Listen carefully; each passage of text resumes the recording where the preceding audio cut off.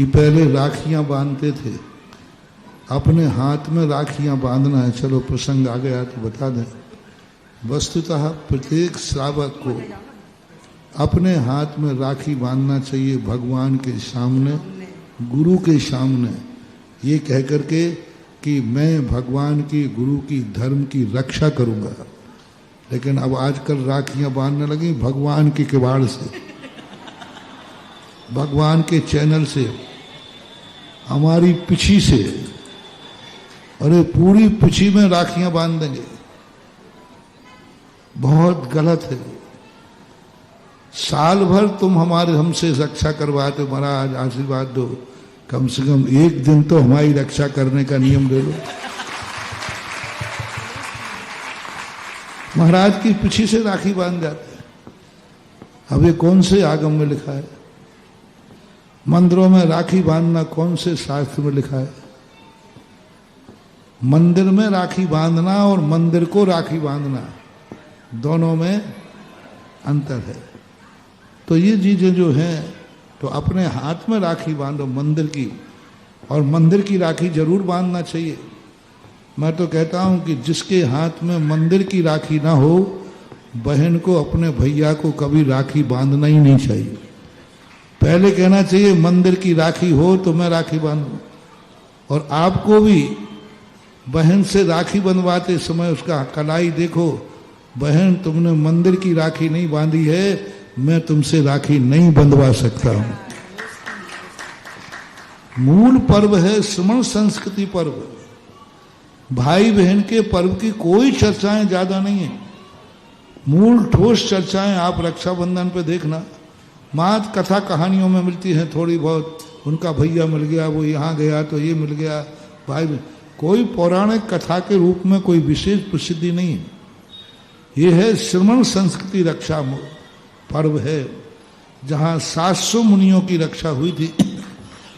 और उस समय विष्णु कुमार महाराज ने मध्याह्न में हस्तिनापुर के अंदर सबको उपदेश दिया था कि तुम संकल्प करो धागा बांध करके कि हम जब भी श्रमण संस्कृति पर उपसर्ग आएगा, हम प्राण भी देने को तैयार रहेंगे। उस समय से ये राखी का प्रचलन चल गया। अब वो राखी का धार्मिक कार्यक्रम तो सब खत्म हो गया और एक भाई बहन का रह गया। और भाई बहन में भी अब राखी का नहीं रह गया। पहले ही पूछती है, भैया पहले बताओ रक्षाबंधन पे क्या दोगे, और वो भी कह देता है पहले बताओ राखी कौन सी लाओगे, सोने की राखी है कि चांदी की राखी है। अब ये सब हो रहा है तो चलता है, पर मानना चाहिए सभी महिला पुरुष आबाल वृद्धों को श्रमण संस्कृति और धर्म की रक्षा करने के लिए प्रातःकाल मंदिर में जाकर नहा धो करके मंदिर की राखी बांधना चाहिए। पहले मंदिरों में हुआ करता था, पंचायतें गद्दी लगती थी, और गद्दी लग करके जो पंच लोग होते थे वो मंदिर में आने वालों सबको राखी बांधते थे, और ये कहते थे भैया धर्म की रक्षा करना। तो ये परंपराएं थी। धीरे धीरे वो गद्दी भी खत्म हो गई। अब मंदिर की राखी अभी बुंदेलखंड में तो है,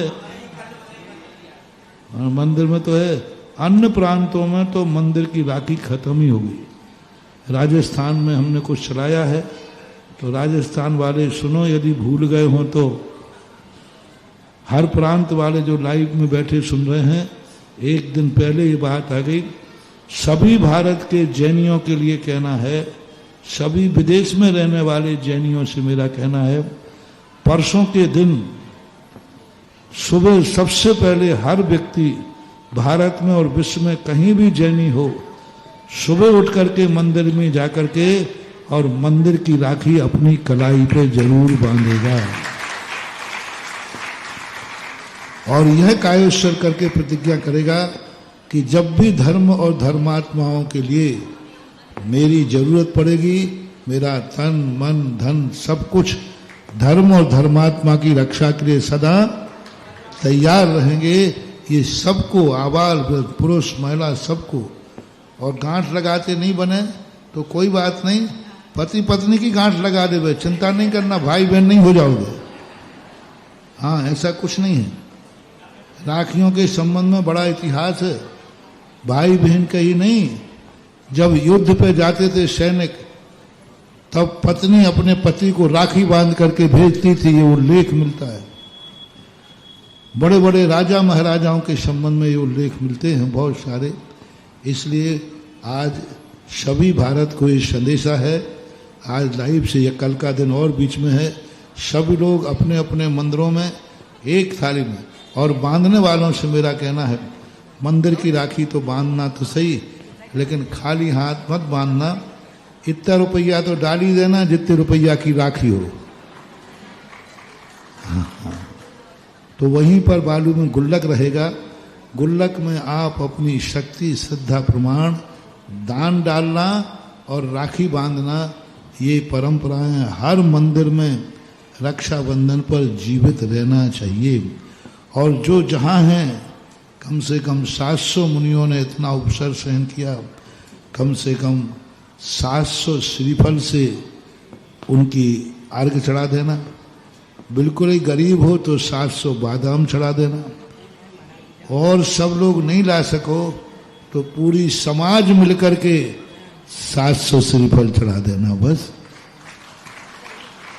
पर कल परसों के दिन प्रत्येक मंदिर में 700 मुनियों के अर्घ चढ़ना चाहिए।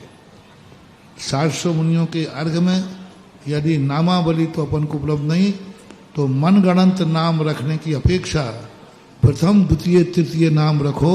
ये ओरिजिनल नाम है। हमारे संघ में भी कब ज्यादा हो जाते ना, तो 1 नंबर 2 नंबर हारिकाओं में ज्यादा चलता है। 1 नंबर 2 नंबर 3 4 नंबर 1 नंबर, तो नंबर से भी वो हारिका सुन लेती है, समझ लेती है, और सारा जगत समझ लेता है। इसलिए काल्पनिक नाम की अपेक्षा उनका नंबर से भी नाम लोगे तो ये तो पक्का है, 700 मुनिराजों में हर मुनिराज का कोई ना कोई नंबर तो था ही। नंबर झूठा नहीं हो सकता, मनगणंत नाम झूठे हो सकते, नंबर झूठा नहीं हो सकता, क्योंकि दीक्षा के क्रम में कोई ना कोई क्रम तो रहा होगा। इसलिए नाम नहीं मिले तो नंबर बोल देना, नंबर उनका ओरिजिनल नाम है, और वो ओरिजिनल उन्हीं के लिए अर्घ पहुंचा जाएगा। तो 700 मुनियों के अर्घ की जो फाइल है वो शायद आपके YouTube पे पड़ी होगी शायद, पहले डाली गई, तो YouTube के ऊपर होगी, उससे निकाल करके और आप लोग अपने अपने मंदिरों में परसों विधान करें। यही